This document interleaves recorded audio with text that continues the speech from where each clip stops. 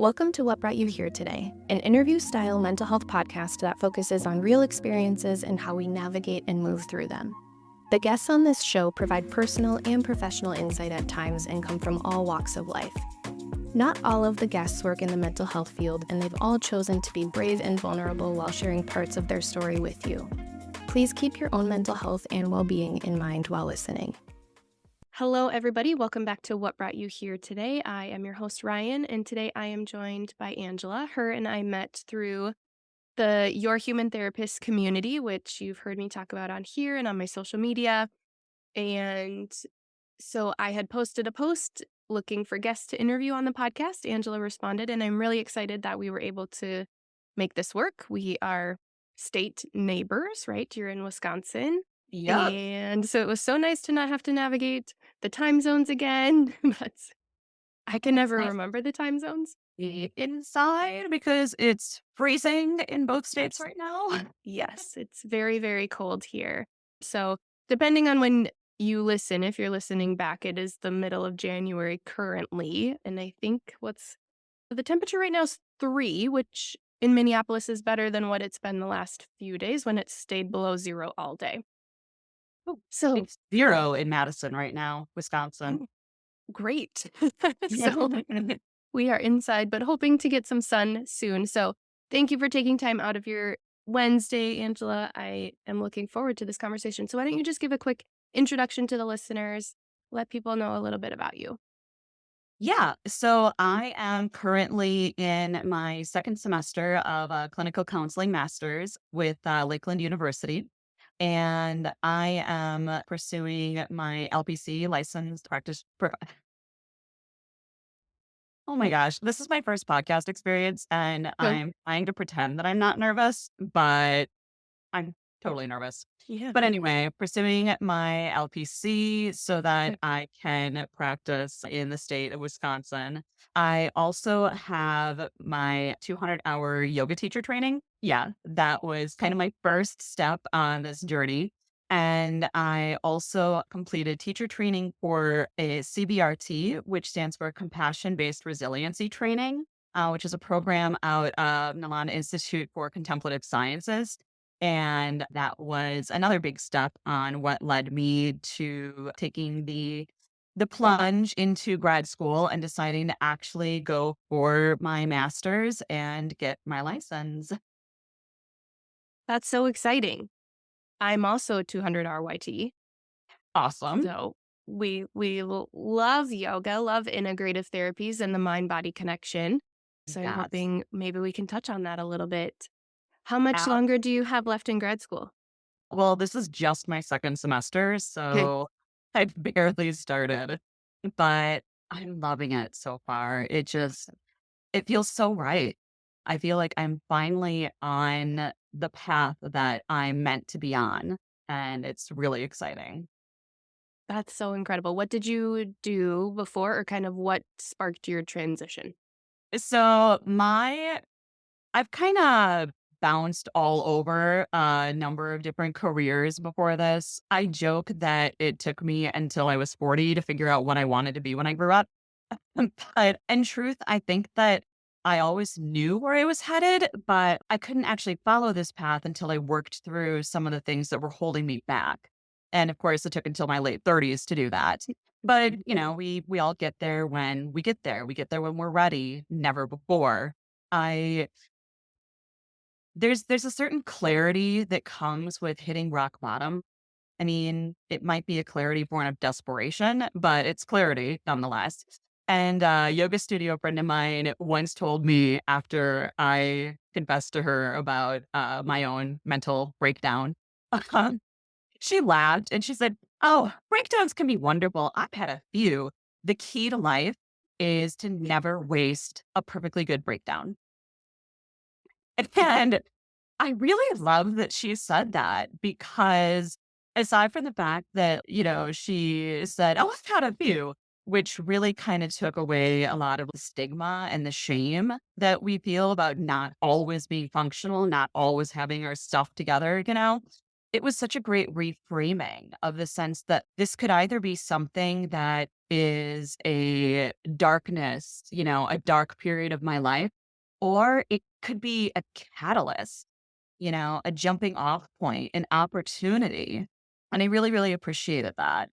So, but I'm kind of jumping ahead. I I think I first fell in love with psychology like in probably like early high school, I think is when I had a psychology class. And it really fascinated me. I loved understanding how the brain works. And I remember excitedly telling a few people that I think I would want to study psychology someday and maybe go to college for it. And one individual thought that that meant that, I would want to be a therapist. And she responded with, Angie, you can't even get your own life together. What makes you think you could help anyone else with theirs? Yeah, it kind of crushed me in the moment because I was the person in my friend group that people came to, like friends my age, and even adults would come to me and talk to me about their problems. And I was like the listening ear. So I thought I would be a natural. And then I was basically told, well, you can't even get your own life together. So what makes you think you can help anyone else with theirs?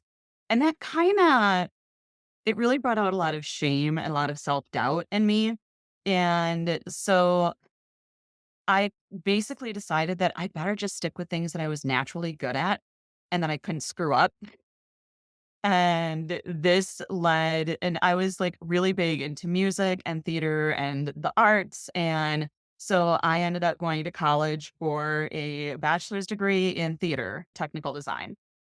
And then when I finished college, I got a job in customer service because what else do you do with a bachelor's degree in theater? Um, and while I was in this customer service job, I had an amazing boss who like saw my potential and he just kept giving me more and more challenging tasks. And over the 5 years that I was there, I started doing more with data management, a little bit of SharePoint software work, project management, business analysis. And so when that boss retired and I didn't really get on well with the new boss, I decided, well, that was a perfect opportunity to go back to school for an associate's degree in programming because I loved IT, I loved software projects, and it was stimulating. And this was long before I got diagnosed with ADHD or even suspected I had ADHD. All I knew about myself in, relation to the work world is that being bored was basically a death sentence for my productivity. I needed to be stimulated all the time. I had to feel like I was contributing. I had to feel, emotionally rewarded in some way by the work that I was doing. And so I was really hoping that IT was going to be it for me. And so I did the associate's degree in programming. And then I ended up getting an internship in the project management office at a large company in Madison. And while I was working in the PMO, I also got more exposure to business analysis. And I realized that what I really loved doing was actually helping figure out like what the real core problems were that were being faced and how to help solve them. And so I started transitioning more into business analysis, which eventually turned into software product design. And then I had a job for 3 years where I was doing product design for medical software. And that was by far the most rewarding of the jobs that I had because I loved knowing that I was helping people that were working in oftentimes underfunded, like stressful work environments. They're just trying to support their patients as best as they can. And I loved knowing that the work that I was doing was helping them be better at their jobs. Like that was when I first felt this sense of like generativity from a career that was in alignment with my values. And I probably would have stayed with that job for a long time, but unfortunately, nothing good lasts forever. And I eventually, as things transitioned and people left, I got more and more and more put on me. And I did not know how to say no. I did not understand how to set boundaries. Because I was good at learning new skills and taking on new tasks, I was the person that was like, oh, this person left and now we need someone to do this. And oh, Angela can do it. And so before I knew it, I was in a situation where I was basically at my desk, barely moving. It was just attached to my computer all the time. I was stressed out. I was pulled in too many different directions at once. And I just kept saying yes. And my body started to fall apart. I started having severe hip problems.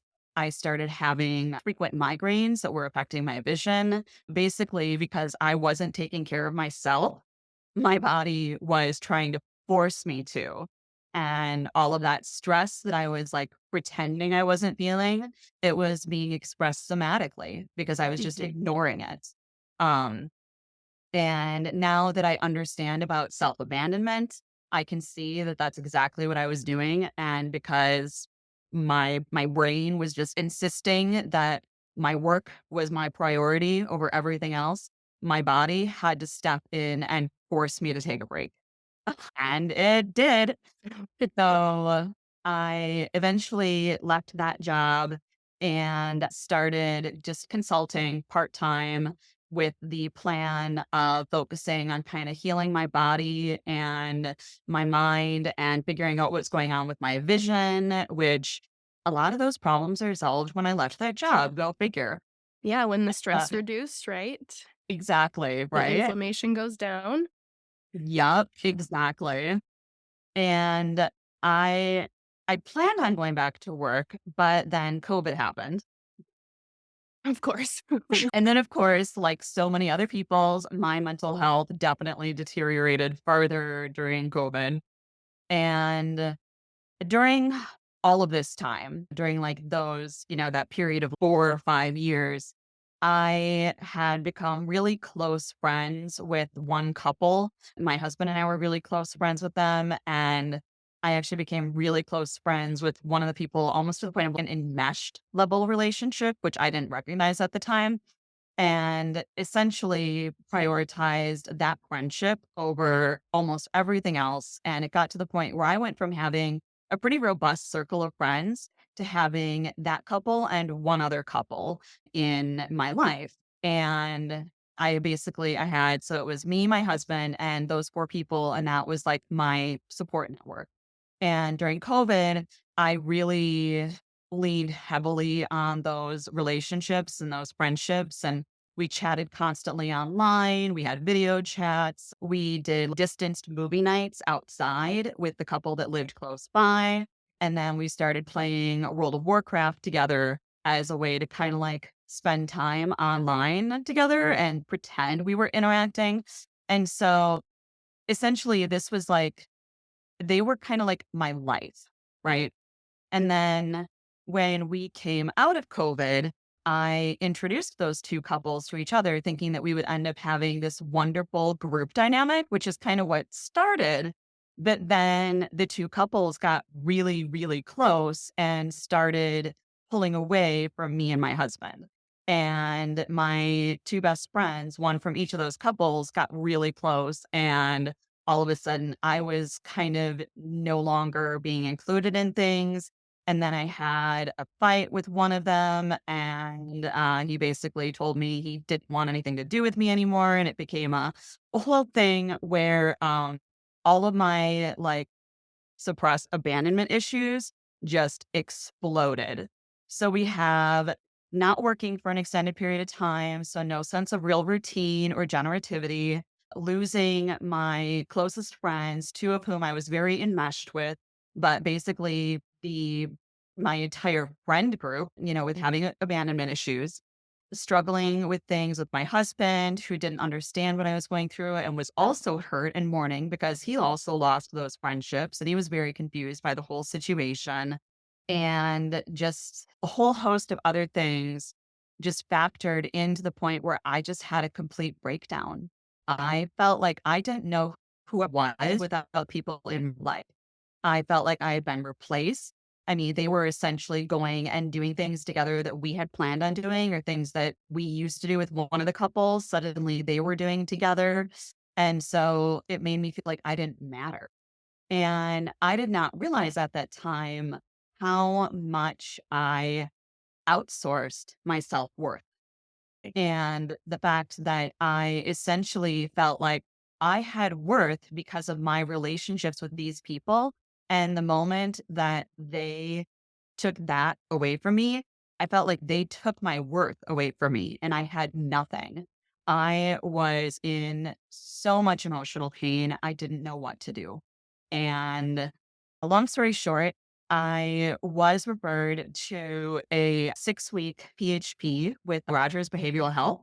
And for those that don't know, PHP is a partial hospitalization program. Yep. It's a 30-hour a week program, 6 hours a day. And the PHP with Rogers had an hour of DBT, an hour of CBT, mindfulness, and then individual therapy every single day. And it was an amazing program. And I was really excited to start that. But of course, because so many people were struggling at this time, because like I said, we were just coming out of COVID. So this was like July of 2021. I I was like, what do I do in the meantime? I was experiencing the worst suicidality of my life. And all I knew is that I didn't want to live, but I also didn't want to die. And I did not know what to do about that. So I distracted myself I went out to Arizona and did some visiting with friends and fell in love with hiking. And I met a yogi out there who really helped me understand the non asana, so the non physical part of yoga and taught me about the yamas and the niyamas. And we talked about the history of things. And I mean, we had an amazing hike up Doe Mountain, and it was life changing for me. And then the other thing that I did is even before I met this yogi, for some reason, I had this like little voice in my head that was saying yoga retreat, right? I did not do yoga before this, aside from like a couple of videos here and there. I had one disastrous experience in college where I swore off doing yoga because the instructor tried to reposition my neck shortly after I'd had a car accident and I had whiplash. And I told him that, yeah, the look on your face says everything. I screamed in pain and almost blacked out. And then I had a migraine for 4 days after that class. So I'm like, I'm never doing this yoga thing again.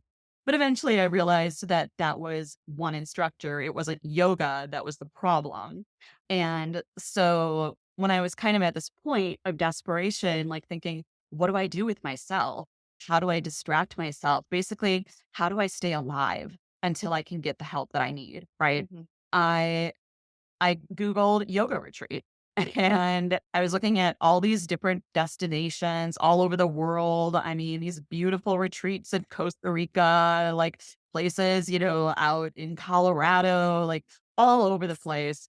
And for some reason, the one that really caught my eye was a place in northern Maine, Island Falls, Maine, called Sewell House. And I don't know exactly why, but the moment that I saw it, it was that part that I now recognize now after doing DBT that I recognize as my wise mind. There was something in me that just settled and it just felt like, yes, this. And so I booked a week stay and went, and this is so Sewell House is a lot of yoga retreats are like scheduled in the Mhm. sense of, it's one teacher will lead a retreat from January 15th to January 20th at this place, and everybody travels together, everybody does everything together kind of thing. Soul House is more like it's like a bed and breakfast, but it's all inclusive, like all the food, so all the meals with 2 yoga classes a day and optional activities. And there's amazing hiking up there, absolutely gorgeous hiking. It's in the middle of nowhere, so you're totally off the grid. It's the owner, Donna, does not allow any substances on the property, so it's completely substance free, which is also great. And I I got out there and it just felt so right. And I had the first morning, so I got in the middle of the night because of course my flight was delayed because flights are always a mess, right? I got there in the middle of the night. I slept for 3 hours, and then I got up in the morning for a meditation, and it was the first time I'd ever sat and tried meditating. And we were sitting on this little, bridge over a river that we walked to, and it's just so peaceful. And it was the first time I ever sat for 30 minutes without doing something, without talking, without interacting. And when it first started, it was really hard, but then I just started listening to the sounds of the water and feeling the sun. And that was the first time I really embodied mindfulness. Um, and then from there, we went back to the house and we had our first yoga class of the day. And I just remember feeling so peaceful during the class. My mind just stopped and I was so focused during the class. And then during Shavasana, I started crying. I was just bawling. And I did not understand why at the time. But now I understand that a big part of it is that although I was really, really good at intellectualizing my emotions and rationalizing everything and telling myself I was processing things because I was thinking about them, I never actually felt them. And doing those yoga classes at Soul House was the first time that my body actually really released some of that stuff.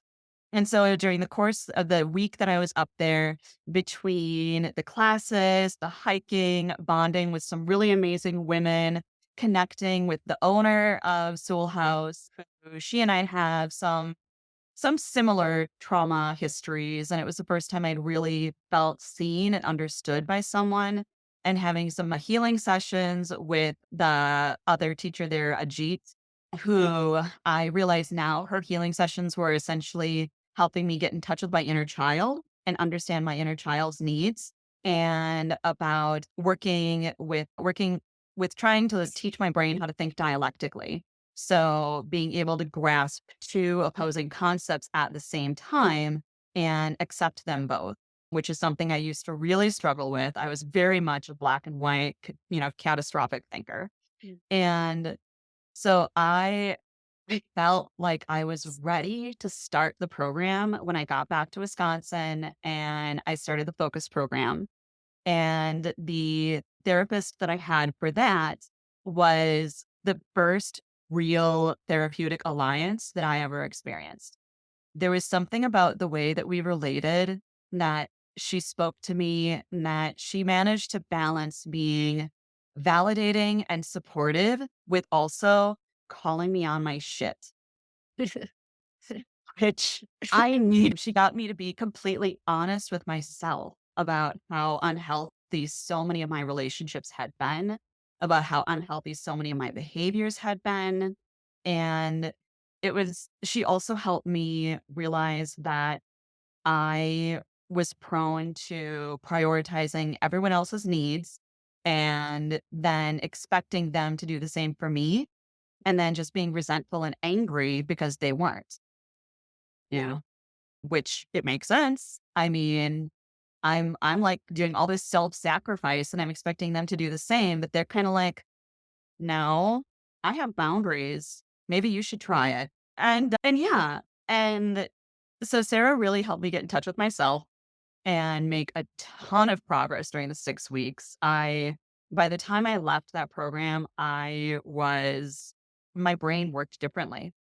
It was insane. I mean, I'd been doing therapy for years on and off, but I'd never had these kinds of results. And I think it was a combination of being ready and also the Rogers program, the combination of psychoeducation and therapy.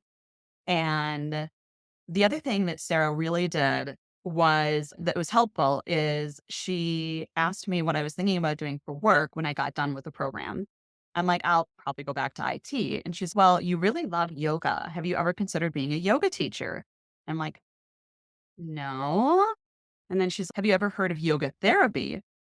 I'm like, what's that? And that was the first time I started thinking about doing a complete career transition. And so then after finishing the Rogers program, I started doing I call it my yoga tour of Madison because I was just taking advantage of, how many All the studios free have weights. like a cheap intro price. So it was kind of like bouncing around studios. And that was where I met my first teacher trainer. And I actually took her yin yoga training before I did my 200-hour training because I didn't know for sure if I wanted to commit to this. And she was like, well, this is only a 30-hour training. So it's a good way to kind of dip your toes into the water. And so I signed up for that. And then while I was waiting for that to start, the woman that runs Sewell House announced that she was going to be offering a 200-hour training in February, a winter training at a Buddhist retreat in upstate New York.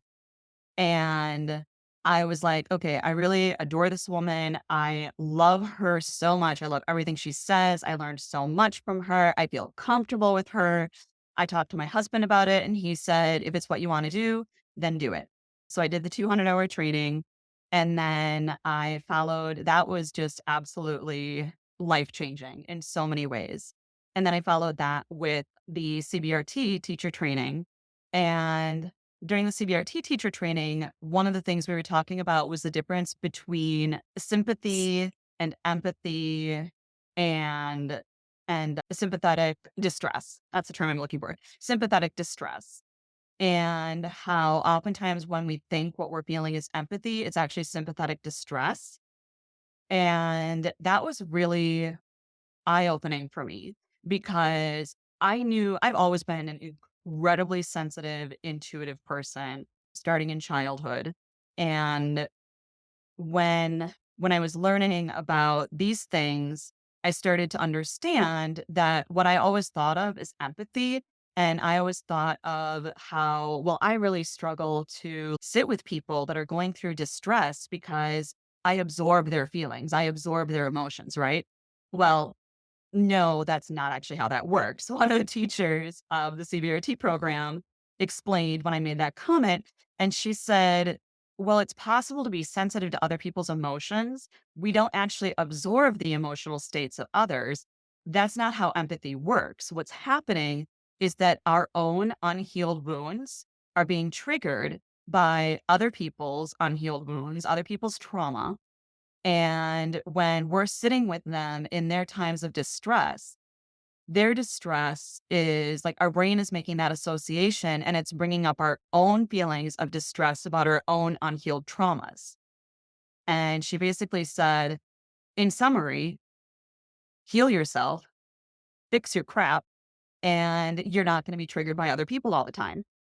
And that was another big shift for me because that was when I realized that yeah, actually, maybe I could do this yoga therapy thing because the more that I worked on myself and continued my therapy after getting out of the focus program and stuff, the more I realized that I was able to help friends through some really, really challenging, painful things. And I was able to talk to people about their painful experiences without feeling that visceral reaction in my own body that I always associated with empathy. And I realized that it's just a combination of healing my own wounds and also setting boundaries. And when I made that connection, that was the moment that I was like, do I want to do yoga therapy or do I want to actually be a clinical therapist who brings yoga into the clinic space? And that is when I made the decision to go to grad school because there are some really amazing therapists out there. But the problem is that, well, the benefit of psychology is that, and psychotherapy, is that we learn how to explain what's going on in our heads. Like we have to be able to put our experiences into words in order to share them with other people because Mm. human beings are wired for connection. And so we need to be able to take the stuff, the mess in our heads, make sense of it, and speak it. Right. But that in and of itself is not enough to heal, especially not from trauma, because the trauma lives in the body. And if we're not also taking care of that part, if we're not doing some sort of somatic integration, then we're just going to keep reprocessing the same things over and over and over and over again, which is what I'd been doing for the previous, I don't even know how many years. And so that is how I got to where I am now. That's a journey. What an incredible story that you get to tell. And what a, there's a lot of ups and downs, and I don't think any of us go into this field just for fun or because we think it sounds cool. There's always a personal reason behind it. Yeah. And as someone, I think we're similar. Is I've had my 200 RYT for, oh, I don't know, it's been a long time now. 12 years, I think. And when this was like pre-yoga therapy, or like when yoga therapy was really in the mainstream. And I remember when I kind of started to learn more about it and seeing more people post about it, and I looked into it, and I was like, while I think that's an appropriate and effective option, Hmm. I really wanted the same thing of being the clinical therapist and bringing yoga into it and being able to have more flexibility around verbal processing and talking, and also the somatic stuff in yoga. And I think yoga, especially with kids, which is what I do a lot of, is much more easier to understand in the concept of we're having therapy, but integrating yoga, Hmm. not we're doing yoga and integrating therapy, which I've learned is really difficult for a lot of people to kind of grasp that concept. Yeah. So that's really cool. Well, and one of the other things that I kept in mind is insurance companies don't cover yoga therapy. Right. They don't cover somatic integration. They don't cover coaching that includes those things. Insurance will cover certain types of traditional therapy. Mhm. And you can integrate like somatic expression, some yoga stuff. You can integrate some of that stuff into your sessions as long as your sessions are still primarily based on something that the insurance company will cover, as long as you're still following those guidelines. But for someone to do yoga therapy just in and of itself, they have to be able to pay out of pocket. And that is a privilege that not a lot of people have, unfortunately. I mean, there are a lot of people that struggle to come up with the $20 to $50 copay if they're, for their therapy appointments, Mhm. let alone like being able to like $120 out of pocket every week for yoga therapy. And it would be great if someday insurance does cover yoga therapy because of, the science backs it. Exactly. But for the time being, that's just not an option. And so when I was thinking about that and the fact that to do yoga therapy, you do your 200-hour training, and then you have to do a 300-hour training. And then once you're 500-hour trained, you can start the yoga therapy program, which is a 3-year program. I'm just kind of like, if I'm going to do that, why don't I just go to grad school? Right. That was the other thing, that the other thought that I had was I wanted the traditional background. I might someday decide to do the yoga therapy training on top of what I've done. I have actually done the fundamentals of trauma sensitive yoga with through the Justice Resource Institute. And that was amazing. And so I've also looked at maybe doing their trauma sensitive training program someday. Like these are things that I would still love to do, but I decided that I wanted to start with the clinical approach.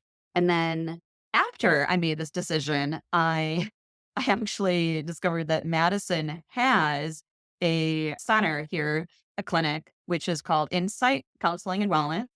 And Insight has 3 locations, and at 2 of their locations, they have yoga studios.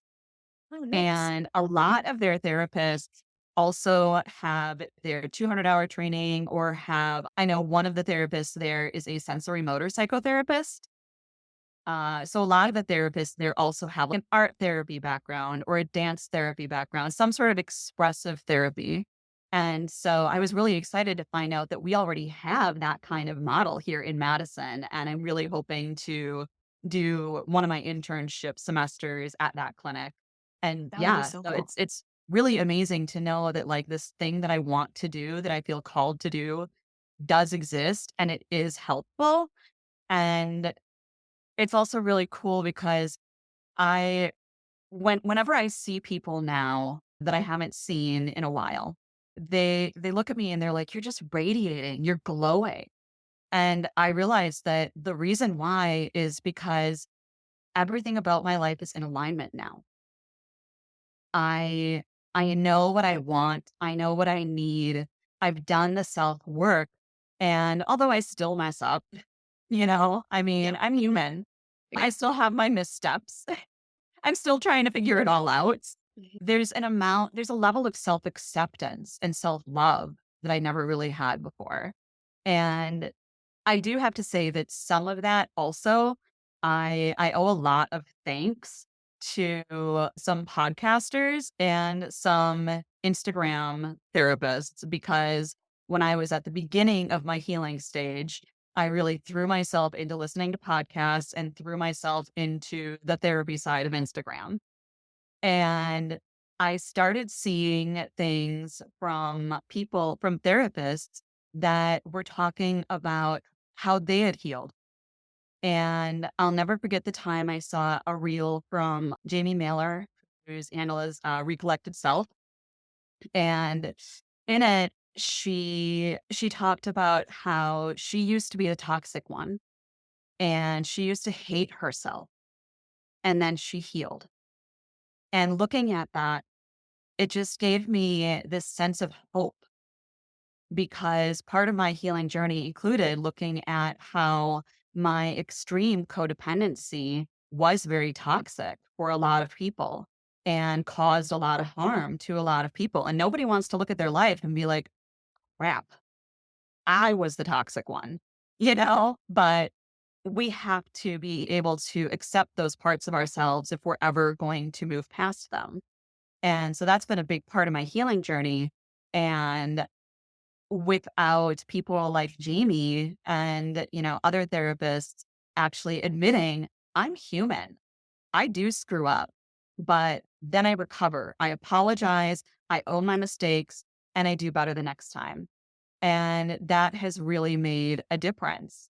And then I also really, really dove into DBT. After I finished the focus program, the other thing I did was 2 rounds of a 9-month DBT program. And so I had, after 6 weeks of daily DBT, I then had 18 months of weekly DBT. And it's what I needed. And Nice. I also started listening to the podcast, DBT and Me, and I'm a huge, huge fan of it. And the therapists that do that podcast, they use their own lives as examples of the like how to utilize the DBT skills.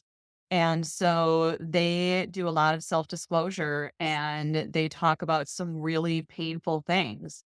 And I felt so seen and understood listening to this podcast because these are people that are therapists that struggled at some point in some ways just as badly, if not worse, than I have. And it made me realize that you don't necessarily have to have your whole life together in order to help other people with theirs. You don't have to be perfect. You don't have to have all the answers. You're allowed to be human. You're allowed to make mistakes. You're even allowed to make mistakes with your clients and then say, I'm really sorry that, the way that I reacted to that hurt you. And that's part of the process, is showing people what it's like to be accountable, to own our mistakes, but not wallow in them, not live in the shame of them. We don't need to be like, I'm so sorry, please forgive me. Like, we don't have to prove to them that we feel bad. We just need to accept it. And then now that we know better, do better. And it's kind of, there's one of my yoga teachers in Madison, another very influential person for me, Sarah Peters. She has she used an expression that really resonated with me and that I think of multiple times every day, which is allow the opportunity for this experience to be different. And that really has been, it almost triggered like a paradigm shift in my mind, because I had been very easily trapped in this mindset of, if something happens this way, it's always going to be this way. Right. And whenever something would happen in my current life that reminded me of an incident from, a hurtful, harmful, or traumatic situation in the past, I would immediately react as though that past was coming back. But between DBT and practicing dual awareness and yoga and mindfulness, I started being able to recognize that I was reacting to the past. And then I would take a deep breath and think, I am going to allow the opportunity for this experience to be different. And so now I try to see challenges as opportunities. I embrace failure with curiosity and determination to learn from the experience. And it's just, I also feel like I am like a walking model for proof that people can change in adulthood, because it was just 2.5 years ago that I was extremely codependent. I was a classic emotional outsourcer. I could not take a step without asking people for permission, but then I expected other people to come to me for things all the time. Like, I did not have any truly healthy relationships in my life, not with myself, not with my husband, not with my friends. And in with like practice, with reading, with self-reflection, with therapy, with DBT, CBT, yoga, mindfulness, yeah, it's a lot. But the result is that my mind literally works differently now. I feel like a different person. And so for anyone that feels like I'm too old to change, no, you absolutely are not. You will change when you are ready, because the other really necessary component of change is willingness. And you're not really willing to accept things and willing to put in the effort if you're not ready.